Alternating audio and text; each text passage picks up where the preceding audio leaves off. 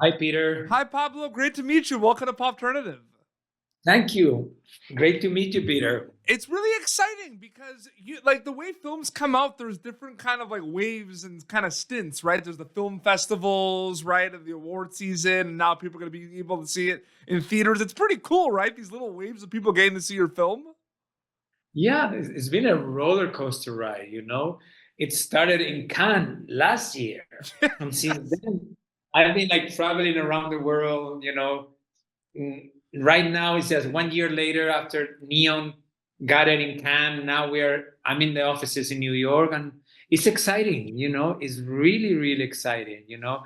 And next week it opens in China. So that's my another big territory. And then Japan. And Yeah. I think after that, those are the last big territories that is releasing the Absolutely. film. Okay. So I love my interviews are a lot about the craft, the behind the scenes, and I'm really excited to ask you this question. I'm pretty sure the answer to this question is going to be no, but you never know, so I'm going to ask it. Obviously, one of the highlights of this film is that there's, no dialogue, right? Which is a big thing, and the comic book from, '07 also did not have dialogue. It was all sounds. Were there Right? ever any conversations early on with the making of this film to maybe have some dialogue or maybe have other characters with dialogue? Not at all. Okay. Because what attracted me to the graphic novel was it's dialogue free. Yes. I made it 10 years ago. I made a film called Blancanieves that didn't have dialogue. Yeah. And it was such a good experience, as well as Robot Dreams, that I was waiting to repeat the idea of making a film without dialogue. Yes. But it had to be something very different. Blancanieves, it was a homage to silent cinema. It was black and white. It was a big melodrama. So the fact that it was very different, it was animation and it's dialogue free, but the sound design is very complex. It kind of like let me make another film without dialogue, but in a different way. And it's interesting because, content in film and TV, Pablo, is becoming so global and so universal, right? If you think about it. So it's really cool because I remember when I used to watch Rowan Atkinson, Mr. Bean, that was the big thing, right? No dialogue, everyone from around the world. Is it interesting that it's a little full circle now, right? If you think about it. Completely, and you're Mr. Bean generation. I'm the Pink Panther generation. Yeah, definitely. Definitely. I think dialogue free, it's universal. I think we think about even we go further, we go to Chaplin, Yeah. we go to Buster Keaton, and in the case of Robot Dreams, probably the biggest influence is Chaplin, Yes. or Jack Tati. So I think in a way it helps the film to have this kind of international global release, it's very exciting. It's very exciting. For example, today I have a big screening in New York for Letterboxd. Yep. And Letterboxd, there are people from all over the world putting their reviews. I think there's many bad things about globalization, but there are a lot of good things about globalization. Yes, absolutely. Very well said. It's very interesting to me, this journey, Pablo, of, before, making a movie, right? So this like getting the script in order, all the conversations, and then kind of seeing it come to life on film. And I'm just curious what that was like specifically with Robot Dreams, given that it was animation and everything. What was that kind of script to screen journey like for you, seeing it kind of come to life? Well, the thing is that I'm a spoiled director. I have great producers that have produced my last 3 films. And they want to be challenged. They want me to go further. I have written, directed personal films, produced in Europe with total freedom. I'm like a lucky bastard as a director. I made very few films, but all my films are like aliens that comes from my. So the process was pretty natural. The Yeah. thing is that my first 2 films were very difficult to finance. They took me like years. But Blancanieves, the film that I made also without dialogue, it was successful, and success brings success. Yeah. So my next film was easier. And this film, Robot Dreams, the finance process was pretty easy. It was a Spanish-French co-production, a lot of TV, a lot of like sales in advance. So it was a very natural process. Mm-hmm. The complex, and even we had a moment that Cartoon Saloon, one of the biggest animation studio, was going to make it.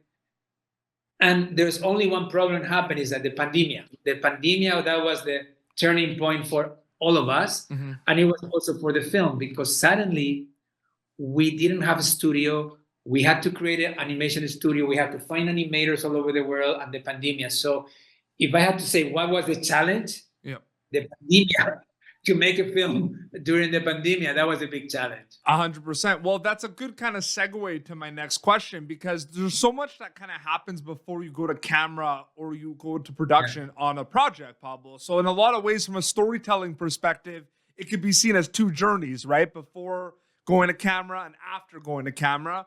Or it could feel like one big journey with multiple steps. What did it feel like with this one, with Robot Dreams specifically? Two storytelling journeys or one big journey with multiple steps?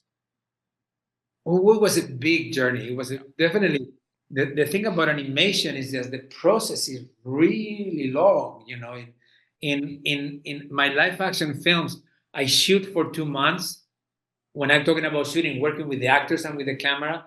In a film like Robot Dreams, it was 2 years and a half working with the animators and working with the artists. Yeah. So it's a question of long journey, and it's a process, and it's like, but the key here is just the script. If you have a script and the storyboard, that's the treasure map. And me as the director, I'm just like with the treasure map. So I have hundreds of people behind me, and when they are tired, I have to say, we're going to go to Cannes, we're going to go to the Oscars. And actually, I told them, just to motivate them. And at the end, it happened. This is amazing. It's the magic of cinema. Absolutely. And last question before we wrap up, nominated for Academy Award for Best Animated Feature. Congratulations. That's like the coolest. I'm so happy for you and the team. Where were you when you got that call or email? Like, I'm just curious about, like, I'm sure you'll never forget that day when you got the... Well, Peter, you can look at it. It's in YouTube and TikTok everywhere. Yeah. If we were, you put like Robot Dreams, Oscar nomination, news. We were in a hotel in Barcelona, my producers and me, and we were watching it live.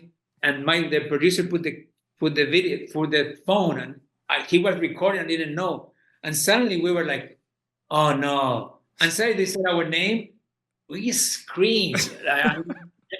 It was crazy. It was, my tension, I have like, pretty like low key kind of thing. My tension is low, but I thought my heart was going to come out. It was like really, when they said our name, Robot Dreams, for the Oscars, can you believe? Like, this is a small Spanish-French co-production film, hand-drawn, and we were competing with Spider-Man, Elemental, Nimona, Boy and the Heron.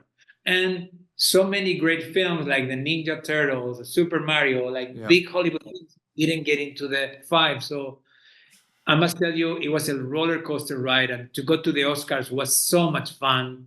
We met so many great people. And, I'm sure it's going to help for the release in the States. So I'm very, very, very thankful for the Oscar nomination. Increíble is what is the way.